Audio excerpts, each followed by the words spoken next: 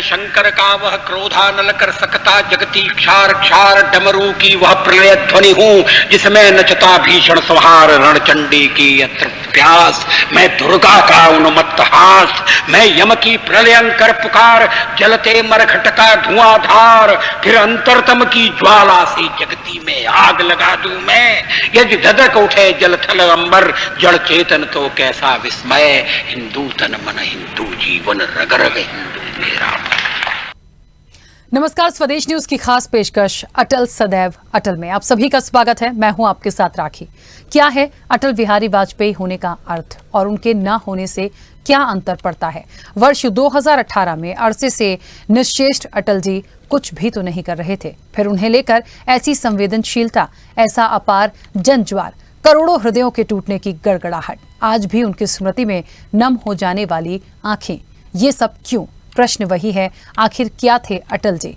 उत्तर जनमानस में इसकी स्मृतियों में स्पष्ट है क्या थे अटल जी। उत्तराखंड, छत्तीसगढ़ और झारखंड के निर्माता अटल जी। ऑपरेशन शक्ति परमाणु परीक्षण करवाकर दुनिया में भारत को नए सिरे से प्रतिष्ठा दिलाने वाले अटल जी। चंद्रयान 1 परियोजना की मंजूरी देने वाले अटल जी। देश को जमीन पर, हवा में, तरंगों में, नदियों में, सड़कों में जुड़ाव और एकजुटता देने वाले अटल जी। राष्ट्रीय राजमार्ग विकास परियोजना शुरू करने वाले अटल जी। सागरमाला परियोजना की शुरुआत करने वाले अटल जी। देश को स्वर्ण चतुर्भुज देने वाले अटल जी। उत्तर दक्षिण और पूर्व पश्चिम गलियारे को साकार करने वाले अटल जी। प्रधानमंत्री ग्रामीण सड़क योजना वाले अटल जी। दिल्ली मेट्रो परियोजना लाने वाले अटल जी। डॉक्टर भूपेन हजारिका सेतु निर्माण कराने वाले अटल जी। जम्मू और बारामूला रेल लिंक और चेनाब ब्रिज देने वाले अटल जी। रक्षा खुफिया इकाई, राष्ट्रीय सुरक्षा सलाहकार जैसी संस्थाओं का सृजन करने वाले अटल जी। सूचना प्रौद्योगिकी में भारत को उत्कर्ष पर ले जाने वाले अटल जी। सर्व शिक्षा अभियान देने वाले अटल जी। प्रवासी भारतीय सम्मान शुरू करने वाले अटल जी। कारगिल युद्ध के समय देश को विजयी नेतृत्व देने वाले अटल जी।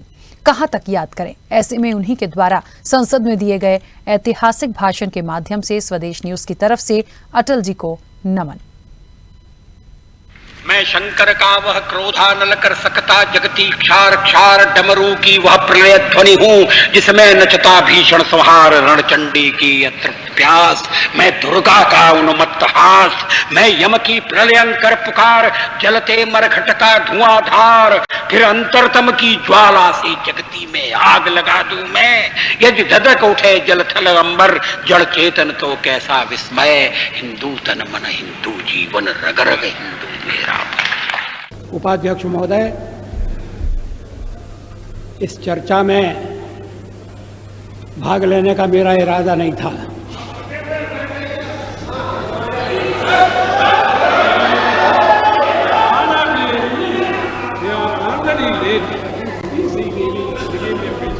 लेकिन जब मैंने सुना और पढ़ा कि मेरे बारे में विपक्ष की नेत्री श्रीमती सोनिया गांधी ने विशेष उल्लेख किया है,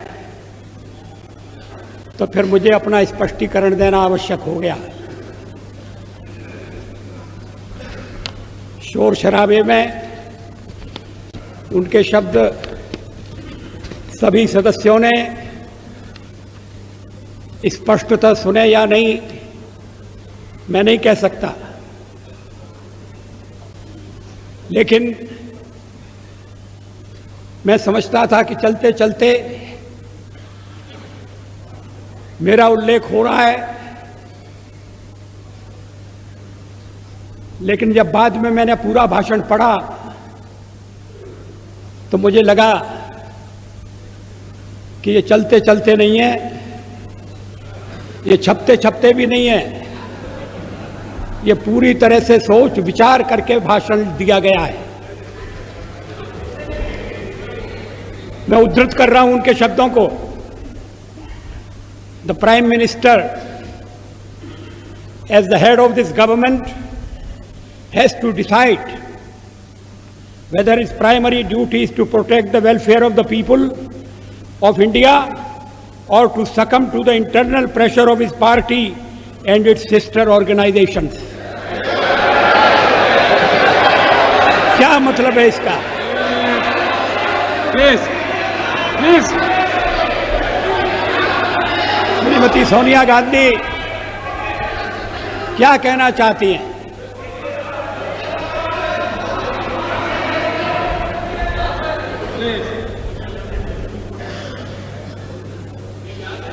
उन्होंने प्रधानमंत्री के नाते मेरे प्राथमिक कर्तव्य की याद दिलाई है। प्राइमरी ड्यूटी,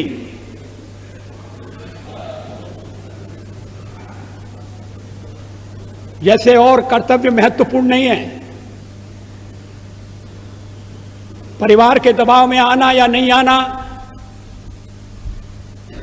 अपना कर्तव्य पूरा करना या नहीं करना, और कर्तव्य की सबसे बड़ी कसौटी उनकी यही है कि मैं कहीं अन्य संबंधित संगठनों के दबाव में तो नहीं आ रहा।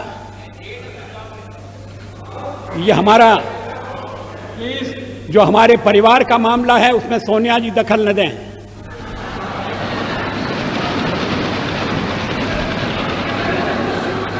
मैं प्रधानमंत्री हूं तो कांग्रेस की कृपा से नहीं, कांग्रेस के विरोध के बावजूद हूं, और जब तक लोग मुझे चाहते हैं मैं रहूंगा।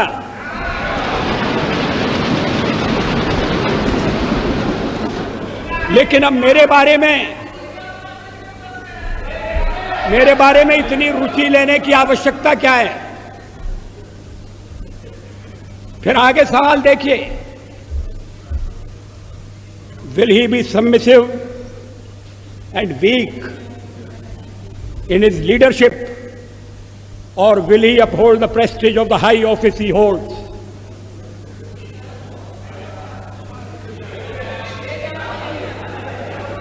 इसके पीछे क्या भावनाएं?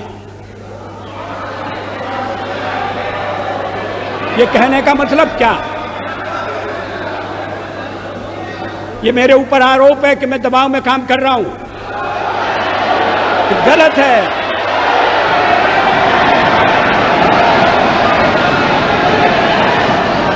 मैं किसी के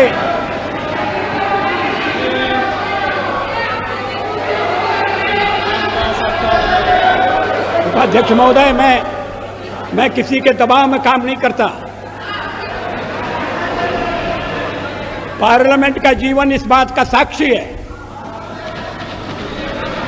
मैं अभी पढ़ रहा था 1961 में संयुक्त बैठक में मैंने जो भाषण दिया था, मैं उसको पढ़ रहा था। वो दहेज के सवाल पर संयुक्त बैठक हुई थी और मैंने उस समय दहेज का विरोध किया था। मुझे बाद में सुनना पड़ा चर्चा में कि आप तो पुरातनवादी हैं, परंपरावादी हैं, या आप दहेज का विरोध क्यों कर रहे हैं?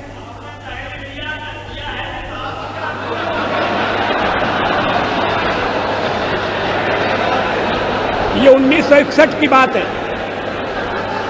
1957 में मैं पहली बार लोकसभा का सदस्य चुना गया, प्रतिपक्ष की ओर से चुना गया। अगर मैं दबाव में काम करता तो फिर पता नहीं क्या हो जाता। दबाव में काम करने का मतलब है किसके दबाव में? आपको बड़ी चिंता हो रही है मैं किसी के दबाव में न रहूं। अभी तो कहा जा रहा है कि हम परिवार के दबाव में, हमारे वामपंथी सदस्य कहते हैं कि हम अमेरिका या विदेशी शक्तियों के दबाव में हैं।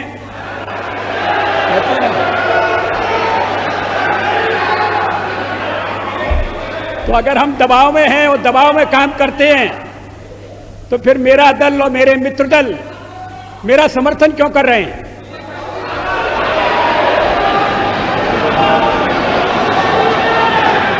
इसका औचित्य क्या है? वो जानते हैं कि मैं दबाव में काम नहीं करता। संसार का विरोध मोल लेकर हमने अणु परीक्षण किया, किसी दबाव में हम नहीं आए। अणु परीक्षण के मामले में जो पूर्व प्रधानमंत्री हैं, उन्होंने किस तरह से व्यवहार किया था मैं सारा चिट्ठा सदन के सामने रख सकता हूं।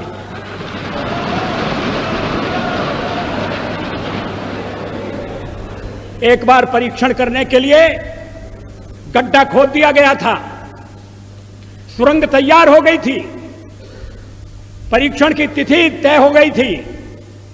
ऐन वक्त पर परीक्षण को रद्द कर दिया गया क्योंकि विदेशी दबाव था।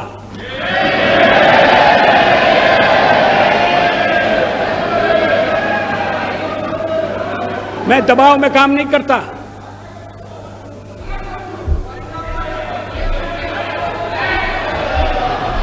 आप चुप रहिए, एक सीमा होती है सुनने की। मुझे रोका था जब कारगिल युद्ध चल रहा था, तो राष्ट्रपति लिंकन ने मुझे बुलाया न्यूयॉर्क में, वाशिंगटन में।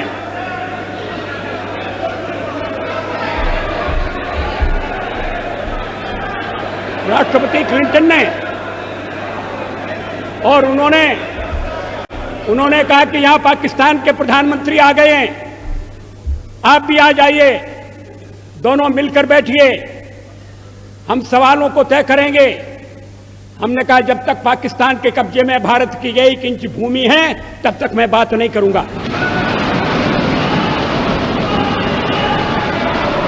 और मैं अमेरिका नहीं गया,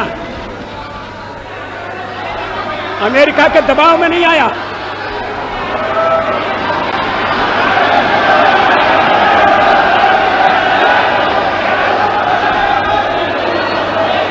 चालीस साल तक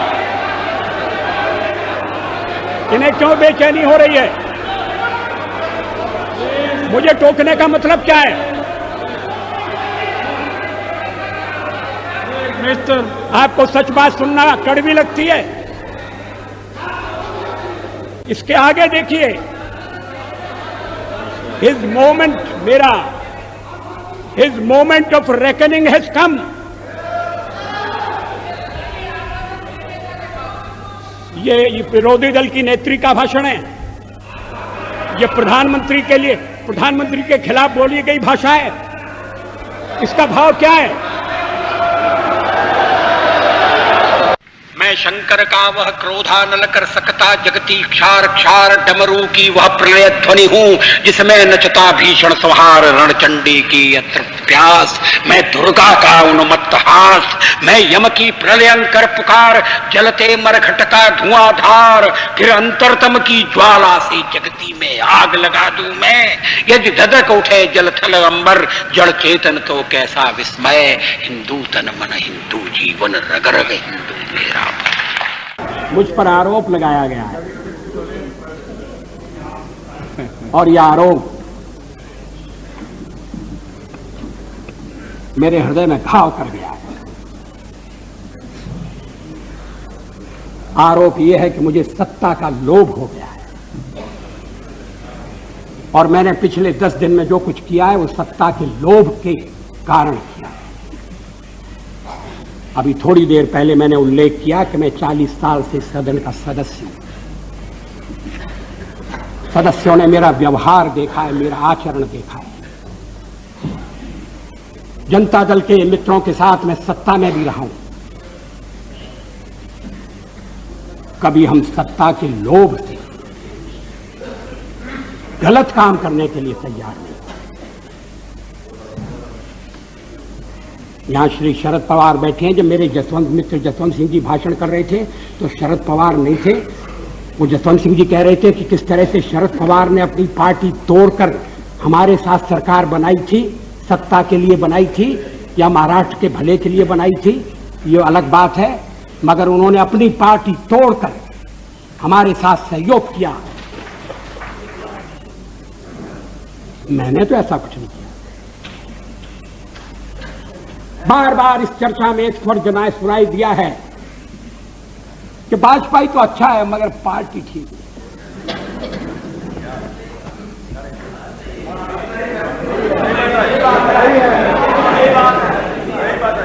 अच्छा, तो अच्छे वाजपेयी का आप क्या करने का इरादा रखते हैं?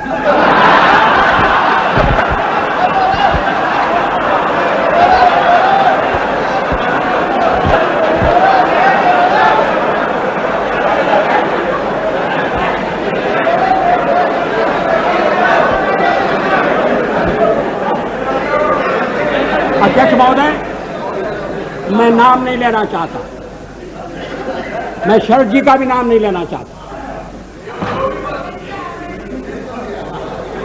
लेकिन पार्टी तोड़कर सत्ता के लिए नया गठबंधन करके अगर सत्ता हाथ में आती है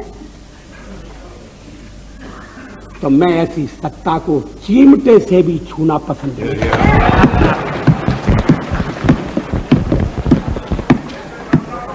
न भी तो मरणादस्मि केवलम दूषितो यशः। भगवान राम ने कहा था, मैं मृत्यु से नहीं डरता, अगर डरता हूं तो बदनामी से डरता हूं, लोकापवाद से डरता हूं। 40 साल का मेरा राजनीतिक जीवन खुली किताब है, लेकिन जनता ने जब भारतीय जनता पार्टी को सबसे बड़े दल के रूप में समर्थन दिया तो क्या जनता की अवज्ञा होनी चाहिए? जब राष्ट्रपति ने मुझे बुलाया और सरकार बनाने के लिए बुलाया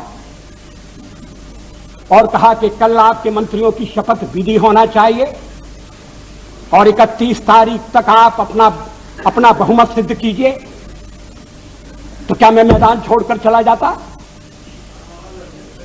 मैं पलायन कर जाता? जिस जनता का हमने विश्वास अर्जित किया है और आप इकट्ठी भीड़ न करें। मैं अलग अलग पीछे, अब जब मैंने चर्चा आरंभ की थी तब इसका स्पष्टीकरण किया था। क्या यह तथ्य नहीं है कि हम सबसे बड़े दल के रूप में उभरे? अब जो और तर्क दिए जा रहे हैं मैं उन पर आऊंगा। क्या मैं राष्ट्रपति महोदय से कहता कि नहीं, पहले मुझे जरा बात कर लेने दो,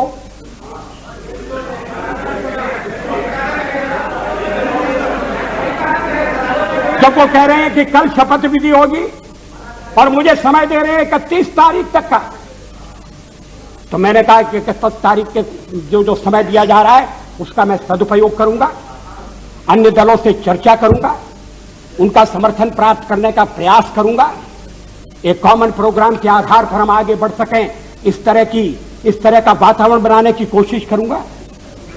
इसमें क्या आपत्ति की बात है? इसमें कौन सा सत्ता का लोभ है?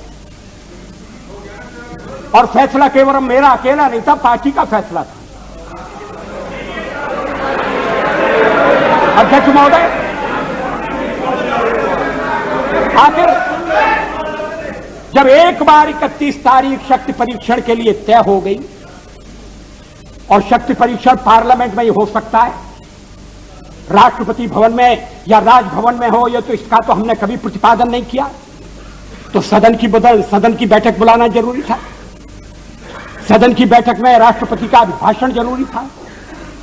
हम तो कोई और भी काम रख सकते थे, कम से कम राष्ट्रपति को उनके अभिभाषण के लिए धन्यवाद देने का काम तो रख ही सकते थे। लेकिन ऐसा आपने ऐसा नहीं होने दिया, और मैंने भी संदेह पैदा हो इसलिए इस बात पर जोर नहीं दिया। जल्दी से जल्दी पहला अवसर, और इसलिए 27 तारीख और 28 को आज फैसला होने जा रहा है। हम बल दे सकते थे कि नहीं, हमें 31 तक का समय दिया गया है, हम कुर्सी पर बैठे रहेंगे। अध्यक्ष महोदय, कमर के नीचे वार नहीं होना चाहिए, नियत पर शक नहीं होना चाहिए। मैंने ये खेल नहीं किया है, मैं आगे भी नहीं करूंगा। लोकतंत्र एक व्यवस्था है। अब कहा, अब गिनाया जा रहा है आपको कितने % वोट मिले। हमने जो वेस्टमिनिस्टर की पद्धति अपनाई है उसमें वोट नहीं गिने जाते, प्रतिशत नहीं देखा जाता है, उसमें सीटें देखी जाती हैं। दोनों काम साथ नहीं हो सकते। ये कोई लिस्ट पद्धति वाला प्रोपोर्शनल रिप्रेजेंटेशन नहीं है। और मैं इस पद्धति के दोषों को पहले से इंगित करता रहा हूं। कभी कभी ऐसा हो सकता है कि जिस दल को देश में बहुमत न हो वो दल अधिक सीटें लेने में सफल हो जाए। कभी कभी ऐसा भी हो सकता है कि वोट ज्यादा हो और सीटें कम हो। 1% वोट के अंतर से केरल में संयुक्त सरकार बनी, एक सरकार हट गई। 1% वोट का फर्क था। अब ये जो सीटों का अंतर है इसको मानकर चलना पड़ेगा। अब इस समय आपके वोट कितने, तो फिर मैं गिनाता हूं आपके अलग अलग वोट कितने, और वो गिनती आपके लिए घाटे की गिनती होगी। लेकिन आप कह रहे हैं कि नहीं, हम तो इकट्ठे हो रहे हैं। किस लिए इकट्ठे हो रहे हैं? क्या देश में स्थिर सरकार देने के लिए इकट्ठे हो रहे हैं? जवाबदेह सरकार देने के लिए इकट्ठे हो रहे हैं? मैं फिर उसको दोहराना नहीं चाहता, आपका अभी तक कार्यक्रम नहीं बना है।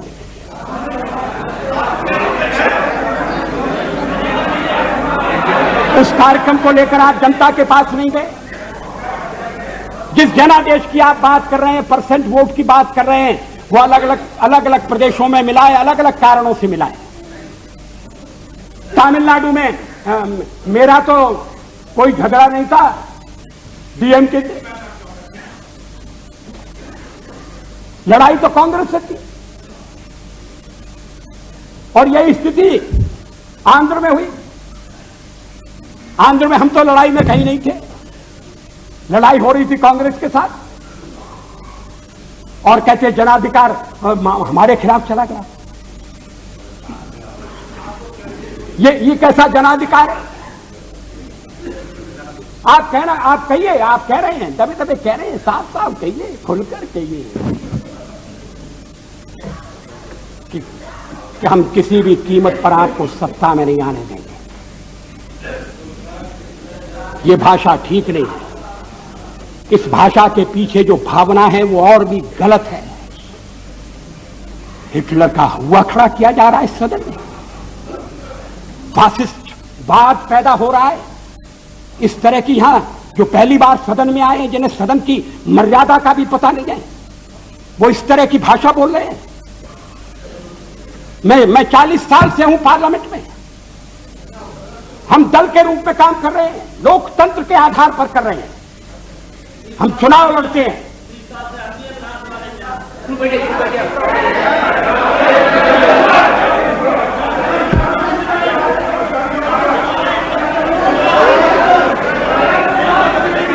Please. अध्यक्ष महोदय, Please have patience to listen. गठबंधन बनाकर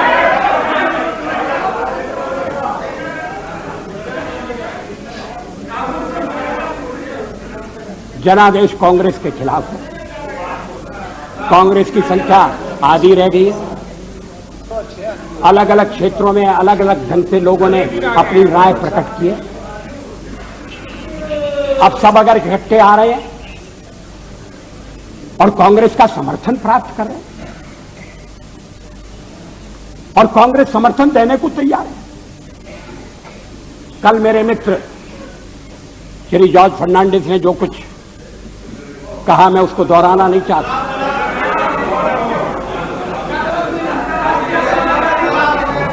अगर आप चाहें तो फैसला कर सकते हैं कि भाई हमने एक दूसरे को गाली दी होगी, मगर चलो छोड़ो, आज तो सबको मिलकर बीजेपी को गाली देना है। अगर ये सामूहिक निर्णय है, मुझे कुछ कहना नहीं, लेकिन इस तरह का निर्णय नकारात्मक होगा, इस तरह का निर्णय प्रतिक्रियात्मक होगा, इस तरह का निर्णय केवल हमें आने से रोकने के लिए होगा, और ये लोकतंत्र को स्वस्थ बनाने वाली परंपरा नहीं डालेगा। ये आज मैं आपको चेतावनी देना चाहता हूं। हम तो प्रतिपक्ष में बैठने के लिए तैयार हैं। अध्यक्ष महोदय, जब मैं राजनीति में आया, मैंने कभी सोचा भी नहीं था कि मैं एमपी बनूंगा। मैं पत्रकार था, और ये राजनीति, जिस तरह की राजनीति चल रही है, मुझे रास नहीं आती।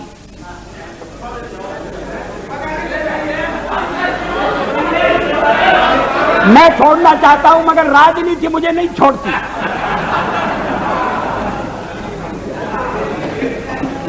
विरोधी दल का नेता हुआ, आज प्रधानमंत्री हूं,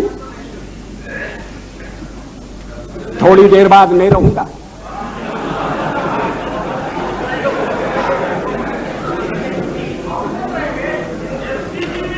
प्रधानमंत्री बनते समय कोई मेरा हृदय आनंद से उछलने लगा, ऐसा नहीं हुआ। और सब कुछ छोड़ छाड़ कर जब चला जाऊंगा तब भी मेरे मन में किसी तरह की म्लानता होगी, ऐसा आप मत समझिए।